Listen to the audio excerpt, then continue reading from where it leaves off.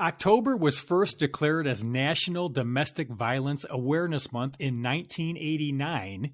Since then, October has been a time to acknowledge domestic violence survivors and to be a voice for its victims. The purpose of Domestic Violence Awareness Month is to mourn victims, celebrate survivors, and network for change. This national event takes place each year during the month of October to connect advocates working to end violence against women and kids.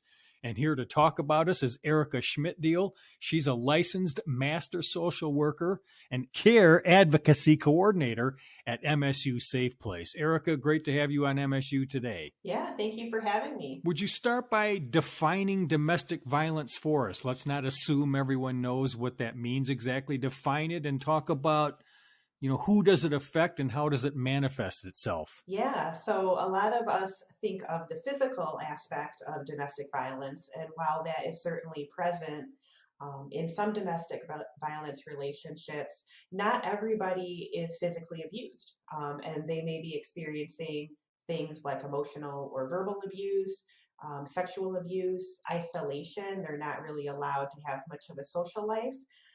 It doesn't necessarily mean that they're locked in a basement, but maybe the abusive partner is making it difficult for them to spend time with family or friends, or demands that they come home from work immediately afterwards.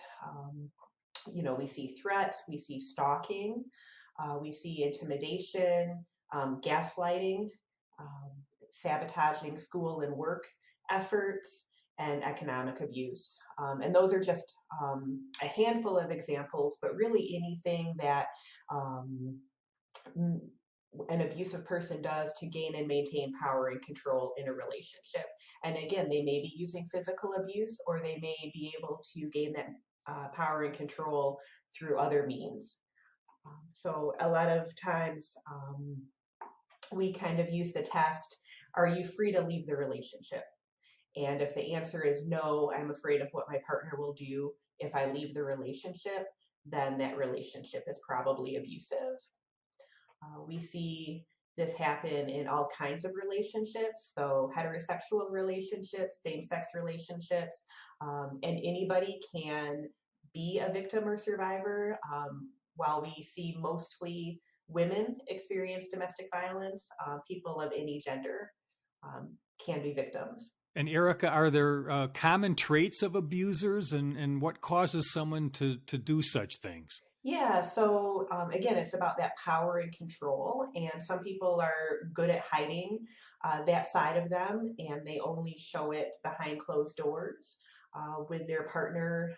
And if there's children involved, then the children may see it too. Or they may, exhibit these behaviors in the workplace, with their friends as well. But a lot of abusers are very skilled at hiding this aspect of their personality, and that's one way they get away with this behavior. Because that way, if the survivor does come forward, people are less likely to believe that this is really going on. What? How? I don't see them behaving that way. Are you sure? And then not believing the survivor. And of course, we don't want to believe that anybody that we know and that we would be friends with, or go to church with, or work with, would be abusive to their partner. So it is really easy for us to not believe this kind of thing is going on. But abusers, again, they like that power and control. They may be feeling very entitled and act very entitled in their behavior. They may never admit that they have done something wrong.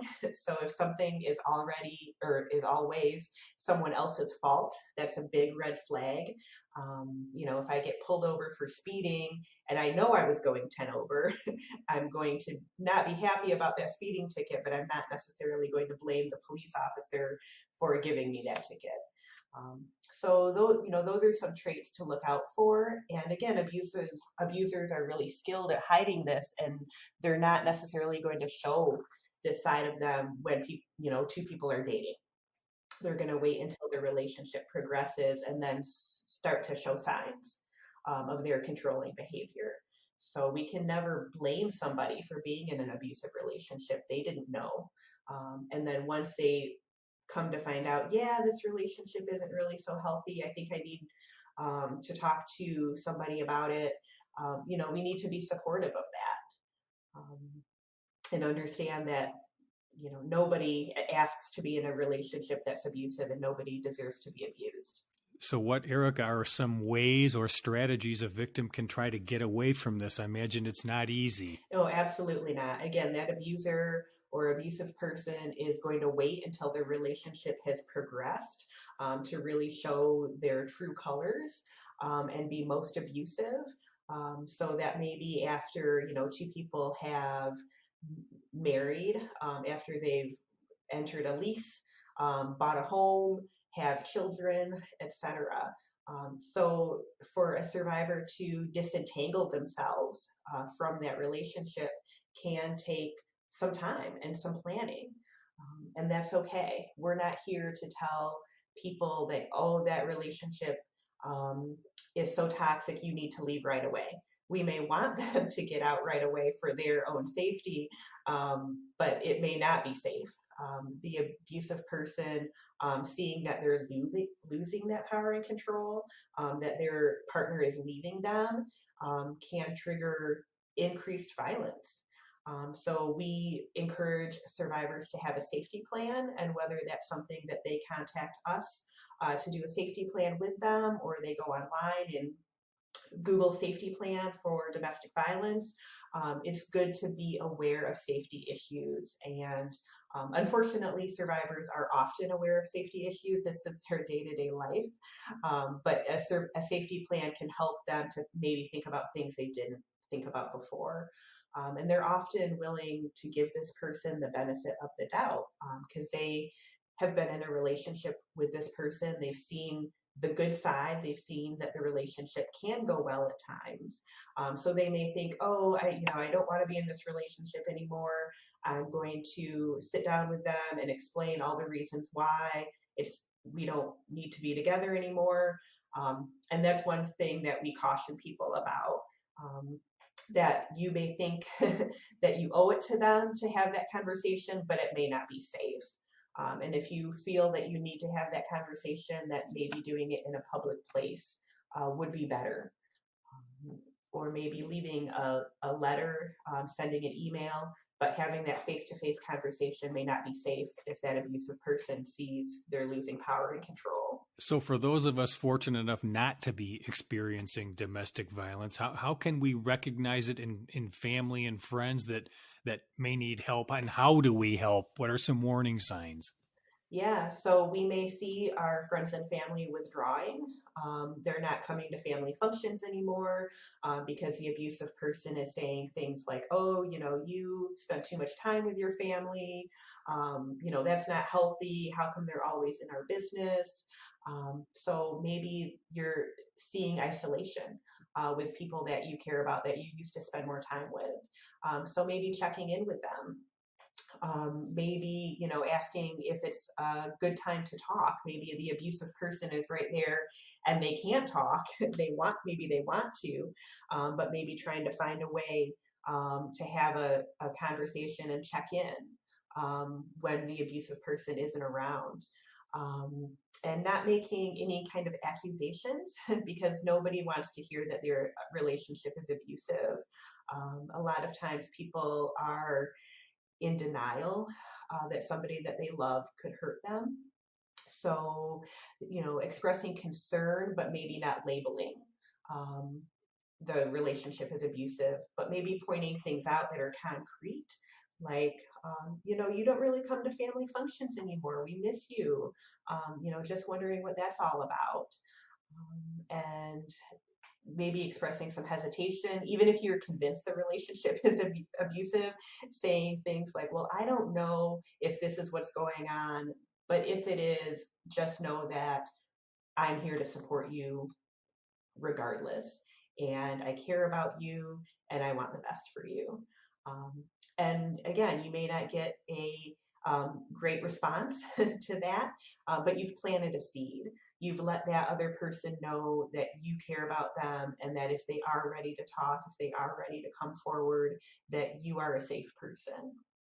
Um, there's also sometimes hesitancy that people have to get involved. They may not feel like they're qualified to say anything, and that's okay. You don't have to be a therapist or an advocate to point somebody in the right direction and let them know that there are services in the community that are available to them. I'm speaking with Erica Schmidt-Deal. She's a licensed master social worker at MSU Safe Place and Care Advocacy Coordinator. CARE is the Capital Area Response Effort. And Erica, tell us a little bit more about MSU Safe Place. What is it and what's its mission? Who's it for? Yeah, so we are the first and only domestic violence shelter on a college campus in the nation. We were started in 1994, but people don't have to stay in shelter to get support. That is just one thing that we offer for people who are no longer safe at home. But we also have counseling and advocacy services. Right now, due to COVID, we are offering those over Zoom or phone. We are not doing in-person face-to-face meetings for obvious reasons. Our shelter is offered again, with social distancing in mind. We are not a large congregate shelter like many people imagine a gymnasium with rows of bunk beds, and that is not how we are set up. We do have individual living arrangements for people, for individuals and families. And so COVID is not a threat here.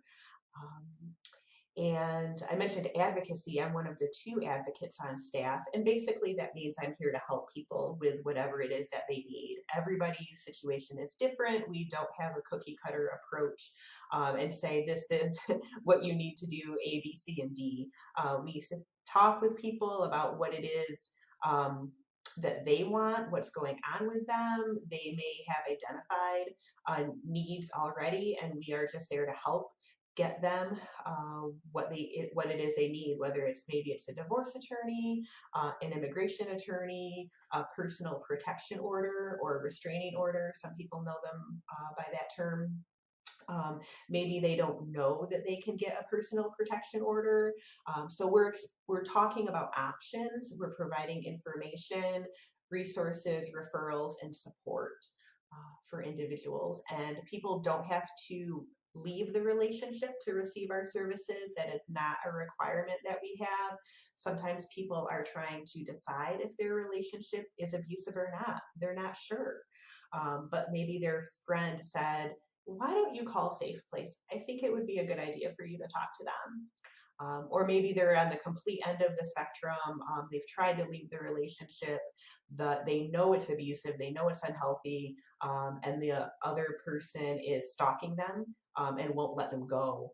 And so we see a wide range of situations, and we're here to help with whatever it is that people are dealing with. And what are you doing on October 15th you wanted to mention?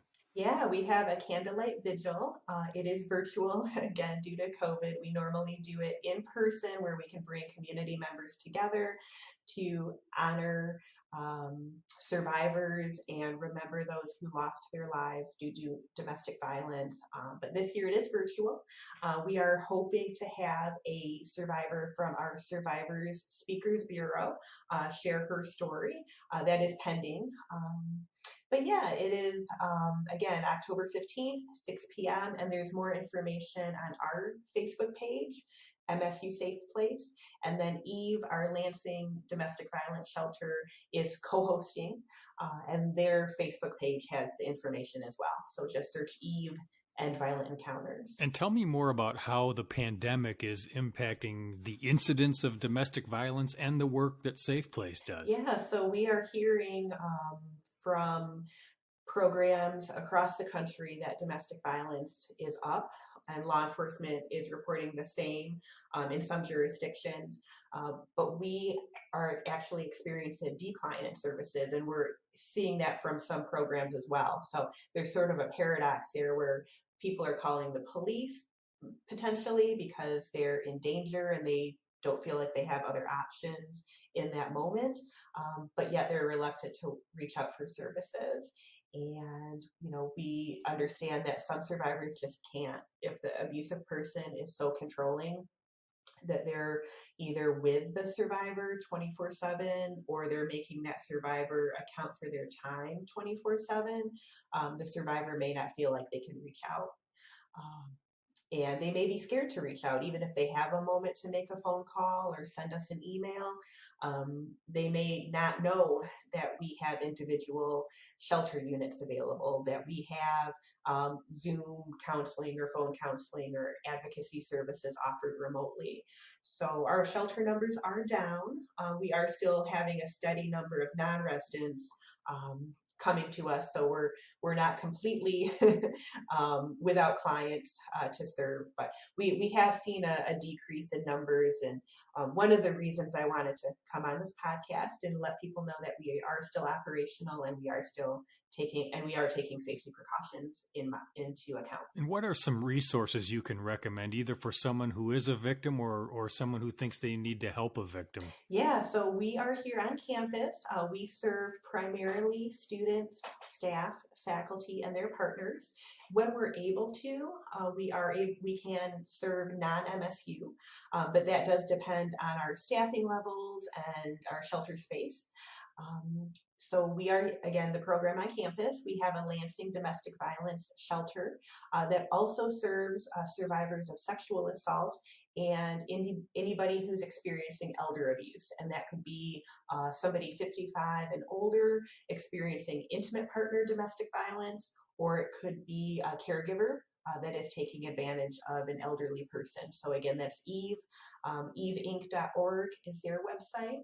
We work closely with a lot of community partners. The MSU Center for Survivors is another one that we work closely with, and many people get us confused with the Center for Survivors, so I want to give a shout out to them. They serve individuals who have experienced a sexual assault, whether it's as a child or as an adult. And they serve people who are experiencing sexual harassment as well. So they are another great program that we have here on campus. And yeah, I could go on, but those are sort of our two main program partners. But we do work with a lot of other agencies in the community through our Capital Area Domestic and Sexual Violence Coordinating Council. Well, my guest has been Erica Schmidt-Deal. She's a licensed master social worker at MSU Safe Place and a care advocacy coordinator. CARE stands for Capital Area Response Effort. And as we close, Erica, is there anything important we didn't mention that you want to get out there, or just remind us, since it is Domestic Violence Awareness Month, what exactly would you like us to be more aware of, and what would you like us to do? Oh, and I didn't mention CARE. I didn't explain that we have a post-arrest response team for survivors of domestic violence in our community, and a lot of communities don't have that. So that's a great resource because, again, people may be reluctant to reach out to our program or Eve, but they may feel at some point in time that they have to call 911 because their safety is being threatened, because their child's in danger from the abusive partner. So CARE can go out after an arrest, talk to the victim of the crime, let them know that there are services available, answer any questions about the other partner being arrested, their arraignment, their bond, etc. So that's a great service in our community. And then I get any referrals for MSU individuals that have had contact with the police. So shout out to CARE, who does great work as well. And in terms of Domestic Violence Awareness Month, just letting people know that we are here as a resource. If somebody wants to talk maybe a little bit more in depth about a friend or a family member that they're trying to help, we can talk through that with folks. We do get calls frequently from family members, other professionals that maybe domestic violence isn't their specialty and they would like some more information on how to help somebody else. So we are definitely available for consultation, and we just ask that everybody keep in mind that domestic violence is everybody's business. You know, we all play a part. This is a community problem that we have here in Lansing and across the globe. And we all have a part to play in raising awareness and stepping in and trying to do something when we're aware that it exists. We are on social media. We have a Facebook page, a Twitter page. We are hoping to debut our Instagram for Domestic Violence Awareness Month. So we will soon be on Instagram and just share our information. Follow us. You may learn something that you didn't know about domestic violence. So just Google MSU Safe Place and you'll hear all about what Erica and I have been talking about. And Erica, thank you so much for sharing this important information with us. Yeah, thank you so much. That's Erica Schmidt-Deal of MSU Safe Place, and I'm Russ White. This is MSU Today.